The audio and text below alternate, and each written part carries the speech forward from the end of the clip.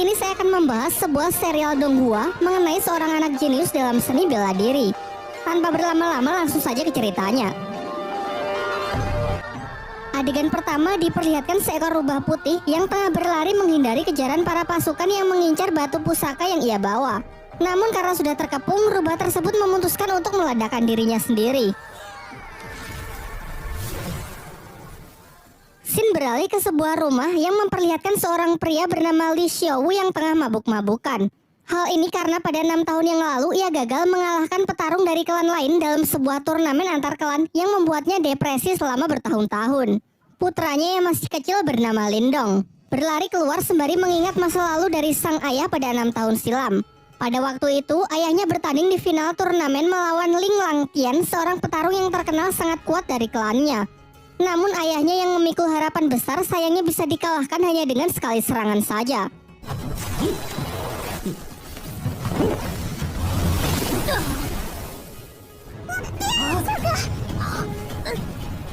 Tak hanya itu, Ling Langtian juga mengambil aura milik ayah Lindong.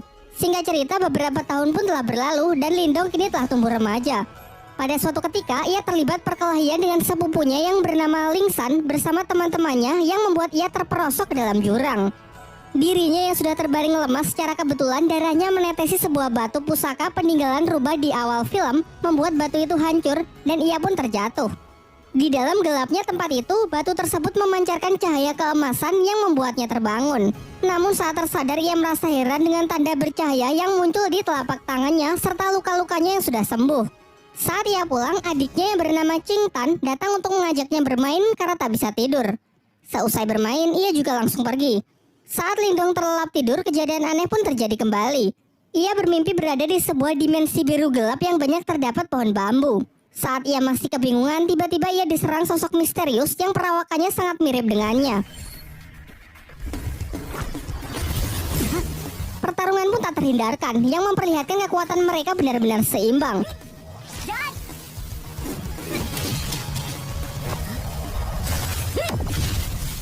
Di pagi harinya saat ia terbangun, ia dikagetkan dengan suara adiknya yang berteriak dari luar. Ternyata kelompok Ling San datang dan mengganggu Qing Tan untuk merebut rumput obat yang ia bawa. Lindong yang bergegas datang mencoba melindungi adiknya dari anak-anak berandalan tersebut.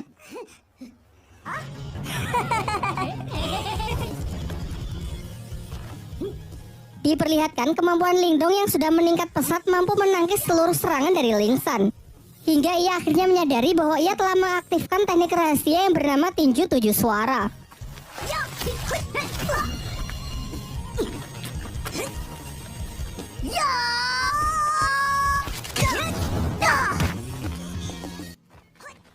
Untung saja pertarungan yang semakin serius itu akhirnya dapat dihentikan oleh kakak Ling San yang diketahui bernama Lin Hong. Sebelum pergi, ia menginfokan bahwa tak lama lagi akan diadakan turnamen di klan mereka untuk menentukan petarung terkuat di klan Lin. Lin Hong yang sangat percaya diri mengatakan bahwa setelah menang nanti ia akan menikahi Qing Tan. Saat kembali, sang ayah menunjukkan gerakan teknik tinju suara yang baik dan benar kepada Lindong.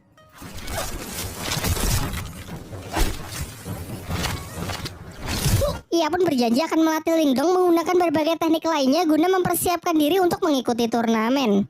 Di malam harinya, tiba-tiba Lindong melihat Qing Tan yang menggigil kedinginan karena auranya yang keluar tak terkendali. Secara mengejutkan, tanda cahaya di tangan Lindong menyerap aura dari adiknya tersebut dan mengubahnya menjadi 3 mutiara. Berkat itu, keadaan Qing Tan pun mulai membaik. Dan sebagai hadiah, Lindong memberikan mutiara tersebut kepada adiknya dengan syarat kejadian ini harus dirahasiakan, termasuk dari kedua orang tuanya. Keesokan harinya, Lindong kembali memulai latihannya dan berhasil meningkatkan ketahanan tubuhnya.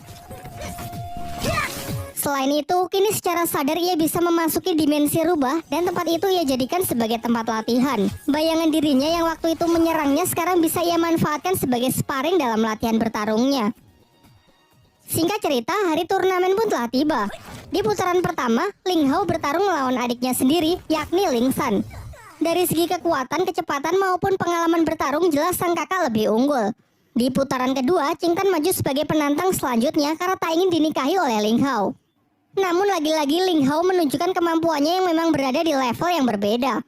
Tak lama setelah itu, Lindong akhirnya datang dan maju sebagai penantang terakhir. Dalam pertempuran itu, semua dibuat sangat terkejut melihat peningkatan kekuatan tempur Lingdong, ditambah lagi ia mampu menggunakan teknik tinju 7 suara. Belum lagi peningkatan durability-nya yang mencapai level tinggi dapat menahan seluruh tekanan yang diberikan oleh Ling Hao.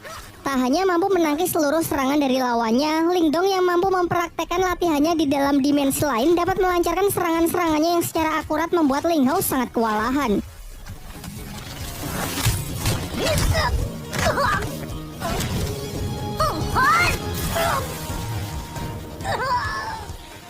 Dengan kemenangannya ini, Lingdonglah yang keluar sebagai juara dan dinobatkan sebagai petarung terkuat di generasinya.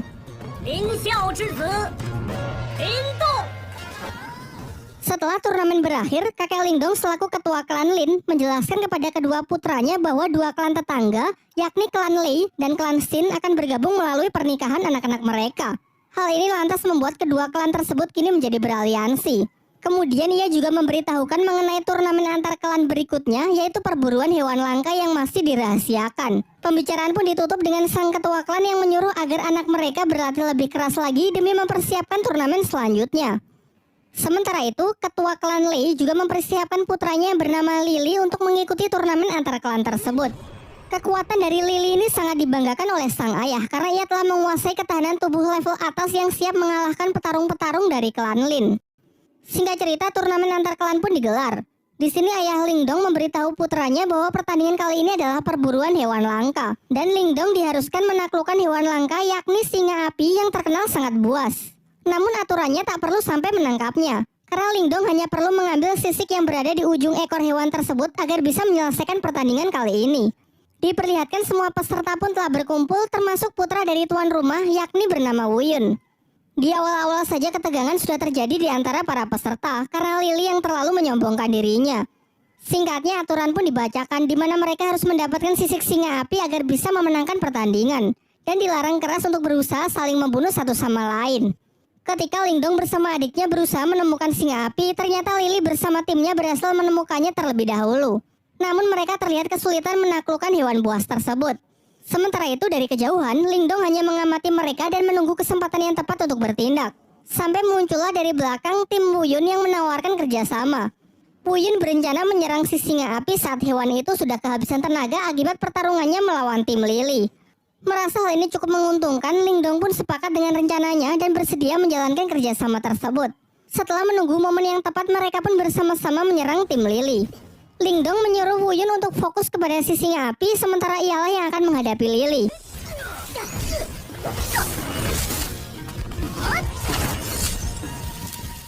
Singkatnya, berkat kerjasama yang baik, Wuyun mendapatkan kesempatan untuk menebas sisik singa api tersebut dan segera pergi meninggalkan medan pertempuran setelah mendapatkannya. Sayangnya Wuyun yang terlalu senang akhirnya lengah dan masuk ke dalam jebakan Lily yang sebenarnya sudah disiapkan untuk menangkap si singa api. Saat Lingdong menyusul, ia terlambat karena Lily sudah mengambil sisik singanya dan dengan kejam menendang Wuyun hingga terperosok ke dalam sarang si singa api. Lingdong yang memiliki jiwa setia kawan mengabaikan sisik singa itu dan segera menyusul Wuyun untuk mencoba menyelamatkannya.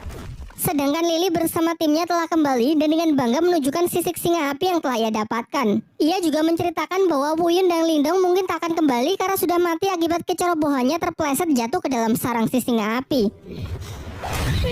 Akan tetapi di tengah ketegangan itu, secara mengejutkan Lingdong dan Wuyun ternyata berhasil kembali dengan selamat.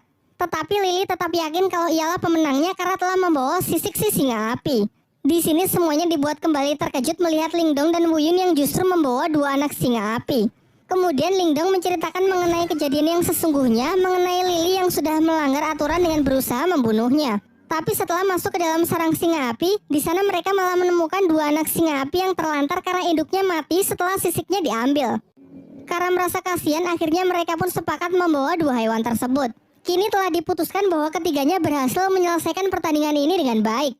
Namun tetap saja hanya akan dipilih satu pemenang di mana mereka diharuskan bertarung untuk menentukan siapa yang terkuat dan layak mendapatkan gelar Raja Pemburu.